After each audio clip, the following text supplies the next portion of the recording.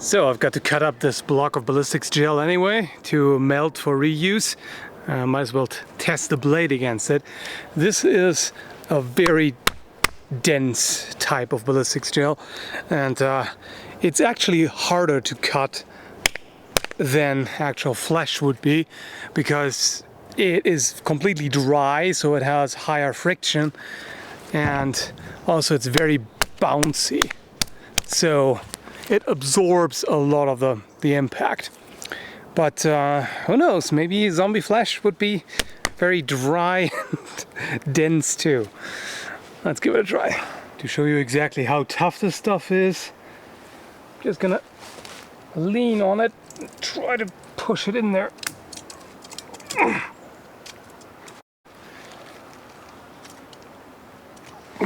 Yeah, I'm pretty much pushing with my entire body weight.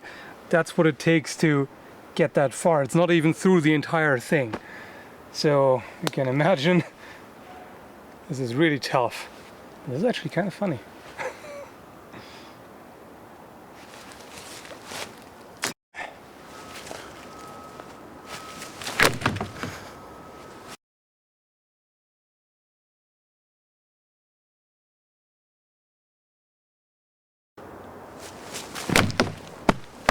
Yeah, like I said, very tough. Didn't go very far. I can definitely feel the shock from the bouncing gel. It's quite extreme, really. That's where it soaks up all the impact. The stuff is really too bouncy and resilient, because I can tell if I just do a draw cut, it's about as effective as trying to cut with a swing, just because it absorbs that much when you hit it.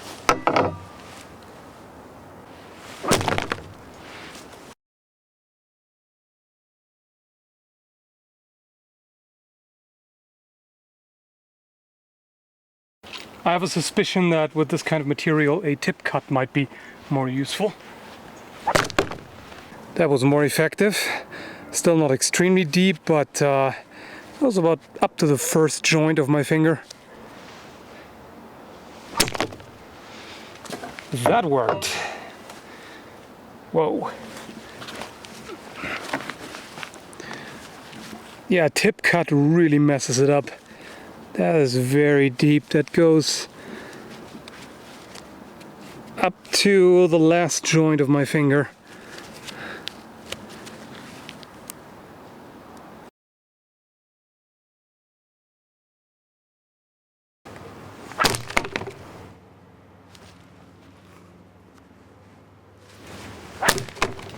Oh, that's quite impressive.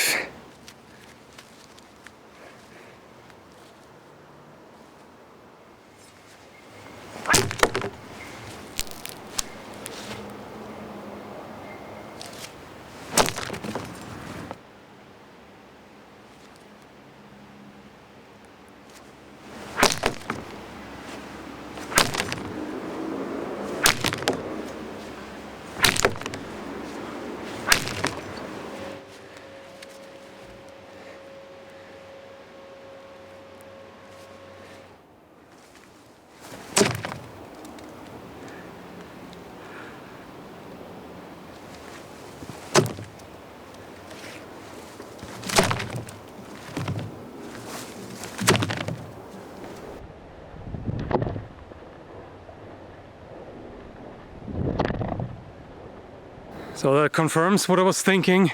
This type of ballistics gel, the 20% block, is just not that suitable for cutting. It's of course designed for high velocity projectiles, but with blades, when you're swinging, it's too resilient. It bounces too much. So a lot of the force that you put into the swing is simply absorbed by the compression of the material. This would be less of an issue if you had something hard underneath and not such a dramatically thick layer. What I'm thinking now is I want to get a mold, which one of my viewers is generously working on at the moment, and I want to put in some bone analog, you know, some kind of maybe bamboo or maybe hollow wooden dowels if I can find any, and then also maybe surgical tubing as a substitute for blood vessels. Maybe fill that up with liquid so that you have a little bit of water in there, so that it's not quite that dry, because that's another issue. The friction on this is pretty intense. I mean, you can probably hear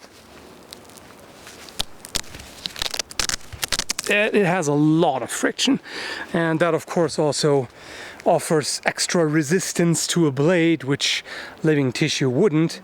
So it's not the best test in and of itself if you want to know what historical weapons are capable of, what they would do to a living body. By the way, dead tissue is not the same as living tissue. In fact, it behaves a lot differently. The skin, when it dries up, it hardens, and the muscles don't have the same consistency. Even dead bone doesn't have the same consistency and resistance as living bone. In fact, it's harder. So if anything, it offers a bit more resistance. It also means that it's a bit more brittle than living tissue. So yeah, my idea is put some kind of bone substitute, maybe even PVC pipe, I'm not sure yet what is best. Put that in the mold together with, you know, various surgical tubing, and maybe some kind of rubber if I can find the right consistency. Maybe even just fluid-filled plastic bags. Fake blood would of course make for good visuals, just so that you don't have all this really dense, highly resilient material stacked up, and there's nothing really pushing against it. If you look at your arm or your leg, or rather if you feel, it's not going to be just a massive layer of muscle without anything else. Even if you are a bodybuilder, it's not that thick of a layer until you get to bone, and that of course means that the blade pushes the tissue against the bone, so it cannot compress as much. It can bounce around like this piece here, so that would be much more appropriate to test. But yeah, I'll just have to get this cut up, prepare it. I also have a slow cooker now, so I can actually melt it, at least hopefully that goes well. And then I just have to wait for the mold, basically. So yeah, now you know what has been going on with the ballistics gel.